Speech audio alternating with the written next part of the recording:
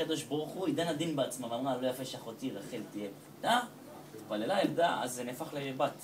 ילדה, איך היא קראה לה? קראה לה דינה. למה קראו לה דינה? עידן הדין בעצמה!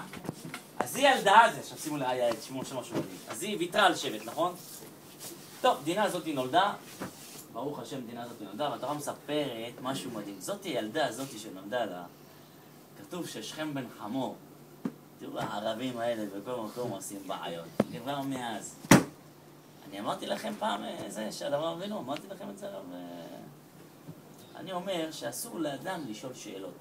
אין, אל תשאל שאלות את הקדוש ברוך הוא, תפסיק מזה, למה? אני אגיד לכם למה. כתוב שהקדוש ברוך הוא בא לאברהם אבינו, אמר לו, קח נא את בנך. יחידך, אשר אהבת, את יצחק. נכון? יש פה אריכות, כולם יודעים את האריכות. מה אמר לו? קח נא את בנך. מה אמר לו אברהם? איזה בן? אברהם שואל פה שאלות, איזה בן? יש לי 7 בנים.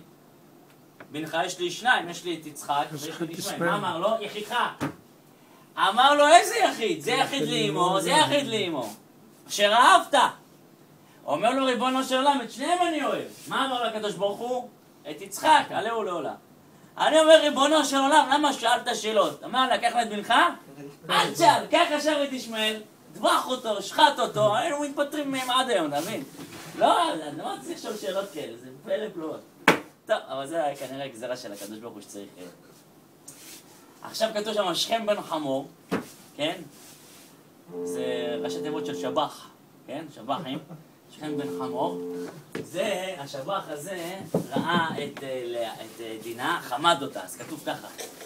לאה הייתה בחורה צנועה, יושבת בתוך האוהל. מה הוא עשה? כתוב, הביא כל מיני נערות ככה משכם, התחילו לעשות ריקודים ערבים, תבין, עם עוד, ובזוקי, ומוזיקה ככה של טורקיש. ככה זה, כתוב שדינה יצאה החוצה, רק יצאה החוצה! איי, מה עשה שכם בן זה? חטף אותה. כתוב, חטף אותה, לקח אותה. עכשיו הוא חטף אותה ונשא אותה לפי התקן הערבי, אצלהם זה התחתן איתה. שם כתוב בשבטים, מה זה כאן? זה חטף את האחות שלנו? טפל בו. אז כתוב בתורה ששני האחים, שמעון ולוי, בגיל 13, עשו איזה קומביניישן שם, עשו איזה קומבינה קטנה, נכנסו אחר כך לעיר, עשו להם ברית מילה, ביום השלישי באותם כואבים, נכנסו לעיר, טבחו את כולם, הוציאו את אחותם דינה. אז התורה מספרת שהוציאו אותה מהעיר, היא כבר הייתה מעוברת, טוב, מהשבח הזה. אחרי תקופת העיר נולדה להם ילדה, והיא נולדה לדינה, אסנת. עכשיו סתכלו, דינה זו הייתה אמא של אסנת, ולאה זו הייתה מה? הסבתא. עכשיו תראו את לאה, לאה ישבה בבית, לאה ממנו, ישבת בבית, אומרת ריבונו של עולם. אני הרי הייתי מעוברת מה? בן! התפללתי אליך הקדוש ברוך הוא, כדי שלאחותי רחל לא יהיה מה? עוול, שיהיה לה שבט אחד. התפללתי, ויתרתי על שבט שביעי, הפכתי את הילדה, את הבן הזה לבת, נולדה לי דינה. מסרתי נפש על אחותי, מסרתי נפש, ויתרתי על שבט, זה קדושה. ויתרתי על שבט, יצא לי בת, תראה מה קרה לבת הזאת. לקח אותה שבח אחד, וממנה יצא לי אסנת. איזה סתירת לחי על מסירות נפש, אה? איזה סתירת לחי אדם מקבל? מסירות נפש לקבל סתירת לחי. איזה מדבר זה? אדוני היקר, תדע לך, שגם אם אתה מקיים מצוות בחיים שלך, תדע לך כלל ברזל. נאמנו הקדוש ברוך הוא לשלם שכר טוב, אל תתייאש, אל תדאג. זה מה שאתה רואה עכשיו בעין שלך, אל תדאג. ויתרת על שבט, אל תדאגי, ויתרת על שבט, אנחנו יודעים שוויתרת. אתם יודעים מה קרה בממוצת הדורות? שמעו טוב מה קרה. מה שקרה בממוצת הדורות, האסנת הזאת היא לא נשארה בבית. יעקב אבינו לא רצה להשאיר אותה, כי האחים קצת התנגדו, שלא יגידו שזאת בת לזנונים, היא נולדה משכם בן חמור. אז יעקב אבינו שם עליה טס של כסף, וכתב עליו קמיה ושלח אותה למצרים. במצרים היא הגיעה כנראה למחסה של בית יתומים ויצו, ושם הגיע פוטיפר, והוא ראה ילדה, צריך עוזרת בית, לקח אותה וגידל אותה. זאת אומרת, אשתו של פוטיפר, אתם יודעים איך קראו לה אשתו של פוטיפר? קראו לה זליכה. היא גידלה את מי? היא גידלה את אסנת. כתוב כשיוסף יצא למשנה על מלך מצרים, הוא נהיה מלך במצרים, יוסף נהיה מלך במצרים, אז כתוב שהוא רכב על המרכבת של פרעה, וכל הבנות עמדו על החומות וזרקו לו את הטבעות, את הזהב, את הנעליים, את הכל, שיסתכל עליהם, כתוב שיוסף לא הסתכל, הוריד את העיניים. אבל כתוב שמה שאסנת, היא עמדה על החומה, היא זרקה, מה היא זרקה? היא זרקה את הקמע של יעקב אבינו, של סבא שלה. היא נינה, נכון, לאה זה הסבתא של נינה. הוא ראה את הקמע, הוא התפלא, זה כתב של אבא שלו. חקר למי שהקמע הזה, למי הוא הגיע לאסנת. שימו לב רבותיי משהו מדהים. הוא התחתן עם אסנת, ומאסנת נולדו לו, מי נולד לו מאסנת?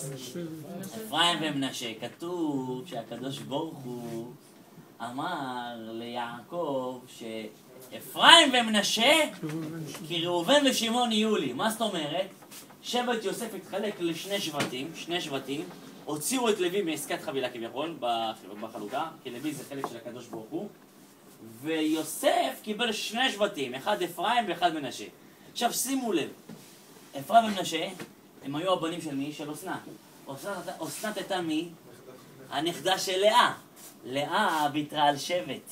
הרי דינה הייתה צריכה להיות בן, היא ויתרה על שבט. מה יצא לה מדינה מהבת הזאתי? שני שבטים. תראה מה זה, זה לקח 20, 30, 40 שנה. אבל תראה מה יוצא בסופו של דבר. כשאדם מקיים מצוות, תגיד לכם, אדם מקיים מצוות, ואם אתה מקבל סטירת לחי, אל תיבהל, אז מה, זה קצת משהו לא נוח זה, אבל הקדוש ברוך הוא נאמן. אני סיפרתי פעם אחת שבבני ברק, תשמעו טוב, יש אברך. היום אברך ממוצע בבני ברק, כמה ילדים יש לו? 8. כן, יש כאלה עם 10 ילדים, יש כאלה עם 11, זה לא פשוט, זה מתנס, יש לך מתנס. אני רוצה להגיד לכם סוד. הייתה מישהי שהיה אחד שהגיע לסטייפלר, הוא בא לסטייפלר ואמר לו, תשמע, יש לי 7 ילדים, ואשתי רוצה עוד ילד. אבל מה, אני רוצה עוד ילד, אשתי מתנגדת. מה אני עושה? אני רוצה עוד ילד. אמר לו הסטייפלר, ותשמעו טוב, אני אומר לכם, מי שעכשיו יפנים את מה שאני אומר כרגע, מי שיפנים, הוא ירוויח בחיים שלו הרבה. מה ההפנמה? שימו לב. אמר לו הסטייפלר, תשמע טוב, לכל אדם בחיים, זה בדוק מה שאומר לכם. לכל בן אדם בחיים, הוא צריך לקבל מכסה של איסורים. יש מכסה, כי אין צדיק אשר יעשה טוב בארץ ולא יחטא. יש איסורים, חבל לך על הזמן, זה לא יעזור לך, איסורים יש. עכשיו אמר לו הסטייפלר, תשמע טוב, השאלה היא, הבן אדם בוחר את האיסורים שלו, מה האיסורים? האם אתה רוצה להגיע עכשיו למשפטים בבתי משפט, או אתה רוצה להגיע, אתה יודע, כמה זמן צריך על משפטים עכשיו להגיע? אתה צריך לשבת עם עורך דין, ולבוא לשופט, וזה לחץ, למה זה אנשים שמגיעים לפני שופט, זה לחץ, מו יפסוק, מו יגיד, הם עורך דין, איזה כאבי ראש. יש כאלה אחד שיש לנו שני איסורים של מחלות, הוא מקבל איזה, לא עלינו, רק על אסמאעיל הנייה, ועל חברו חאלד משעל. אבל אתה יודע, מקבלים מחלה, אתה צריך להגיע עכשיו לבית חולים, וזה, ורופאים, ואדם מאושפז, איזה סבל זה, אה? עכשיו אומר לך, הקדוש ברוך הוא, תשמע, יש לך איסורים אחרים. אתה יודע איזה איסורים? אני אגיד לך מה איסורים אתה יכול לעשות. אתה יכול לוותר על המשפטים, אתה יכול לוותר על בית חולים, יש לך איסורים אחרים, איסורים בסגנון אחר. זה נקרא איסורים של סביונרים. זה VIP. אתה קם באמצע הלילה לחתל את הילד. אתה יודע, אתה עייף. אתה באת היום מהבסיס, העמסת את הקשים לכיוון עזה, אתה חוזר עכשיו לבית, אתה עייף, אתה רק רוצה לישון, תעזבי אותי, הייתי סגור בבסיס, לא שחררו את כל המילואימניקים, עכשיו אני בא לבית, תני לי לישון. פתאום עם אשתך מהירה אותך ב5 בבוקר, קום, תחליף לילד חיתול. אתה מסיים את החיתול, פתאום סיימת, טוב, כבר קמת, בני, כבר קמת, תן לו כבר מטרנה. אתה יושב ככה, אתה מרגיש כמו דובון, אכפת לי, על איזה ענן, אתה ככה עייף, שם לו את המטרנה, אשתך אמרה, אתה שם את המטרנה. סיים לאכול, באת להשכיב אותו, לחזור לישון, פתאום הוא יקיא לך במיטה. זה נשמע לכם מוגזם? לא, זה מה שקרה לי אתמול בבוקר. אתה יודע איזה איסורים אלה? אתה עייף, אתה יושב ב3 לפנות בוקר, אתה קם ב5 לילד, ותראה מה הוא עושה לך. בסוף לא נתן לי לישון, אתה מבין? אתה נשאר ככה עד התפילה הערב. לך לאמא שלך. זה אופציה ללכת לאמא שלך, אבל תיקח בחשבון שאתה חוזר, הדלת בדלת נעולה. בקיצור, אתה לא נשוי אותה, עזוב, אתה מה, אתה טוראי, בסדר. תתבגר, תנחי, אתה במפלגה של הזה. חתן, אנחנו נדבר איתך אחר כך, תורה אחרת. אתה מבין, אתה בתימני, בכלל, זה יודע מה יקרה לך שם, תפרפר אותך. בקיצור, לא פשוט. עכשיו אומרים לך זה ככה שמה, איסורים חייב להיות לאדם, חייב להיות איסורים. עכשיו השאלה איפה אתה רוצה את האיסורים שלך? בצער גידול בנים, או אתה רוצה כל עוד בבית חולים. אז אם אתה יש לו עכשיו איזה 7 ילדים, 8 ילדים, אתה מבין? זה פותר אותך מכל מיני צרות. כמה אתה אומר ילדים צריך? כמה ילדים צריך? לא יודע, אתה שואל אותי, זה תלוי בכלל באשתך. מה, אני יכול להיכנס לך למערכת אתה רק תפתור את הבוט שלך, אתה מבין? אני ברוך השם יש לי 6, ואיך אומרים, מה שהקדוש ברוך הוא ייתן, מה שייתן, איך אומרים, אני מקבל בו, אבל בדרך כלל זה מונע הרבה איסורים. עכשיו, אתה הולך למלחמה, אל תיבהל, יש מלחמה, אתה מוגן, למה? כי בבית יש לך כבר ככה, גם ככה מלחמה עם חיזבאללה בשטח בנוי בבית. אז אתה מבין, זה יחפה לך, למלחמה שם, אין לך מה לדאוג, זה האיסורים, אדוני, אתה מקבל איסורים, אז הקדוש ברוך הוא מאזן לך את המאזנים, אבל יש לך ביטוח. עכשיו, אחד שהוא רווק, טוב, אין לי ילדים, מה אני אעשה? אין לך ילדים, מה תעשה? אתה יודע מה תעשה? תהיה בעל חסד. תעשה לך איזה גמח בבסיס. לא יודע מה, גמח של עטים ושל דפים שצריך. יש לא חסר כל מיני סוגי גמחים. עכשיו, הגמח הזה יעצבן אותך, למה? כי לפעמים אנשים לוקחים, לא מחזירים, אתה מתחיל להתעצבן, מה, עכשיו אתה צריך לארגן כסף לגמח, תמיד, אתה צריך לטרוח ולהתקשר לזה ולהוציא שיחות טלפון. כן, האיסורים האלה, ידידי, האיסורים האלה, זה מה שיפתור לך את הבעיות. ואתם יודעים, בתקופת החפץ חיים היה יהודי אחד שכל ילד שהיה נולד לו, כל ילד שהיה נולד, תוך חודש היה נפטר. היה נפטר. סיפור אמיתי, סיפור את זה הרב זקס, הוא אומר, כל ילד נפטר לו. אשתו ילדה כמה ילדים והילד נפטר. אתה יודע איזה תסכול זה לזוג שכל ילד שהאישה מביאה לעולם הוא נפטר? אז הוא בא לחפץ חיים. וביקש ממנו עזרה, מה אני אמור לעשות? אמר לו החפץ חיים, תשמע טוב מה אני אומר. אמר לו, אתה תפתח גמח, ותהיה אחראי על הגמח, וברגע שיהיה לך גמח, יהיה לך בעיות עם הגמח, זה יגרום לך בעזרת השם, כתוב עולם חסד ייבנה, והכל יהיה בסדר. באמת הוא הלך, פתח גמח, לא יודע, אפילו לא כתוב איזה גמח הוא פתח, ונולד לו בן, וברוך השם, הבן הזה היה בן קיימה, ואחרי זה נולד לו עוד בן, והוא התעסק עם הגמח, וניהל אותו ביד רמה. אחרי 15 שנה, תשמעו אותו, אחרי 15 שנה, הוא כבר רצה להעביר את הגמח למי? למישהו אחר שיתפקד על הגמח. הוא לא שאל את החפץ חיים,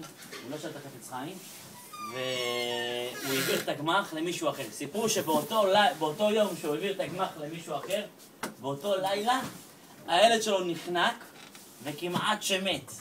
בבוקר הוא פגש את החפץ חיים, הוא סיפר לו שאת הגמח הוא העביר ומה קרה לו בלילה. אמר לו החפץ חיים, תחזור מיד לנהל את הגמח. למה? כי אם אתה לא הלכת את האיסורים של הגמח, אתה תקבל איסורים של דבר אחר. אבל רבותיי, אנחנו מחסד צריכים להבין דבר אחד. כשאתה עושה מצוות, אל תיבהל. נכון, יש לך קשיים, זה איסורים, זה טוב. אבל דבר אני רוצה להגיד לכם. בבני ברק הייתה משפחה שמה, אברך גר, עם 6-7 ילדים בבית, ומולו היה זוג זקנים, מבוגרים מאוד. ולא עלינו, הזוג זקנים האלה, האישה נפטרה. והבעל, מבוגר מאוד, הוא נשאר לבד הבעל. עכשיו, האברך הזה ריחם על המבוגר הזה, שהוא נשאר לבד בבית. אז האברך הזה החליט שהוא יעשה איתו חסד. מה הפירוש? יביאו אותו שבתות, שיוכל לצוד. זה מה זה, אדם מבוגר, יושב בבית לבד, שבת, איך זה נראה? למות מהר. בדרך כלל, דעו לכם כלל ברזל, גבר שנשאר אחרי אישה, הוא לא מחזיק הרבה זמן מעמד. אם הוא קשור אליה מאוד, הוא הולך די מהר. אם הוא גם ככה הוא בצ'יל בא, אז הוא דווקא יחיה הרבה זמן. אבל אם לא, אז הוא ילך מהר מאוד. האברך הזה ריחם עליו, אמר לו, בוא תאכל אצלי שבת, תהיה אצלי. המבוגר הזה לא רצה, קראו לו רב פנחס. לא רצה, התבייש, האברך הזה הכניס אותו הכנסת אורחים, חסד, גרר אותו, בוא, שבת אצלי, בקיצור הכניס לו שבת. והילדים ככה התחברו למבוגר הזה, והתחילו לקרוא לו סבא, והביא להם קצת סוכריות, והתחבר, עברה עליו שבת על המבוגר הזה, פנטסטי. ושבת הבא הגיע, האברך הזה גורר אותו לעוד שבת, ועוד שבת, וגורר אותו שבתות, שכנים דלת מול דלת. והזקן הזה התרגל ששבתות איפה הוא עושה אצל אברך, קראו לאברך הזה רב שמואל. התרגל, שבתות. באמת הייתה אווירה של בית, הוא הרגיש כאילו זה הבן שלו, אלה הנכדים שלו, הכל טוב יפה. אחרי זה 2-3, אותו מבוגר שהיה רגיל לעשות שבתות אצל האברך הזה, לא עלינו קיבל התקף לב מאוד חמור, השפטו אותו בבית חולים תל השומר, הוא היה מאושפז, ואחרי תקופה די ארוכה, האברך הזה היה מגיע לבקר אותו שמואל, היה מגיע לבקר את המבוגר הזה רב פנחס. היה מבקר אותו, אחד הביקורים, שהוא כבר תקוע בבית חולים תקופה די ארוכה, מגיע האברך הצעיר הזה, רואה את המבוגר ככה עצוב, פנים קשה אליו, אמרו לו, מה אתה עצוב, מה קרה? אמר לו, תשמע, אני תקוע בבית חולים כבר כמה חודשים עם כל השיקום שלי, קשה לי מאוד, אני רוצה להתאוורר. אז אמר לו האברך, מה הבעיה? אמר לו האברך, טוב שגייסו את המילואים, זוכרים לראות אותו. אמר לו האברך, מה הבעיה? אני אוציא אותך שבת אליי לבית. רב פנחס היה שמח, אתה תוציא אותי שבת? אמר לו, כן, אני אביא לך שבת אליי. אמר לו, זה תן לי חיות. הלך שם לרופאים, דיבר איתם במזכירות, אמרו לו, תשמע, להוציא אותו שבת, הוא צריך פיקוח רפואי, צריך להביא לך רופא פרטי. טוב, בסדר, מביא רופא פרטי, תביאו לי רופא פרטי. אמרו לו בית חולים, מה זה רופא פרטי? זה לא על חשבוננו, זה על חשבון כלל. שבוע אברך, כמה מרוויח לחודש? 2,200 שקל, 2,000 שקל. אמר להם, כמה עולה רופא פרטי? אמרו לו, בקטנה, 3.5 שקל אתה מסודר. אמר להם, מה 3.5? אמרו לו, אם אתה רוצה להוציא אותו, חייב רופא פרטי, בלי זה אין אישורים. בקיצור, חזר הביתה, דיבר עם אשתו, מה אמרה לאשתו? חסד, עולם חסד לבנה. ניקח מגמח 3,500 שקל, תעשה את זה בתשלומים, אין בעיה. תעשה לגמח כל חודש 200 שקל. מה עשה האברך הזה? זה קשה, אתה יודע מה זה להוציא עליו ככה, כזה סכום על שכן? יאללה, מסירות נפש. הביאו אותו שבת לבית. הביאו אותו שבת, הביאו גם רופא, ישב איתם, אכל איתם את הדגים, את החיים, איזה אוכל, הרופא הזה אמר, שבת הבא אני בא גם ב2,000 שקל, אתה מבין? היה כבוד לאכול פה את האוכל, זה של שבת עם הנרות, עם השירים. שבת בבוקר, הם יושבים בשולחן שבת, הרופא מאבטח את הזקן, אתה יודע, הרופא, שלא יקרה לו איזה בעיה של התקף לב, גמרו לאכול את החמין, זה האברך הצעיר הזה, תוך כדי שירה של שבת, הוא שר שירי שבת, פתאום הוא התנפל על הרצפה והתמוטט. הרופא מיד קפץ עליו, התחיל לטפל בו, אתם לא תאמינו, אתם יודעים מה קרה? מה שקרה, האברך הזה קיבל התקף לב בשולחן שבת. אבל הוא קיבל גם כן התקף לב מאוד חמור, והמזל, תראו מה זה, המזל שהיה צמוד שם, מה? רופא. רופא, כאילו הרופא, הוא אמר, עד שמגיע אמבולנס, ועוד בבני ברק, באמבולנס, בשבת, כל הילדים רוצים לך את הכביש, בכלל לא מגיע, אתה מבין? אמר, תראה מה זה המזל שהיה פה רופא מיוחד ללב, למה? גרם לו לחיות. אז רגע, 3,500 שקל שהוא עשה חסד, בעצם הוא שם את זה על הזקן או על מישהו? על מי הוא שם את זה? על עצמו. אתה אומר, מה שמתי, תראה מה...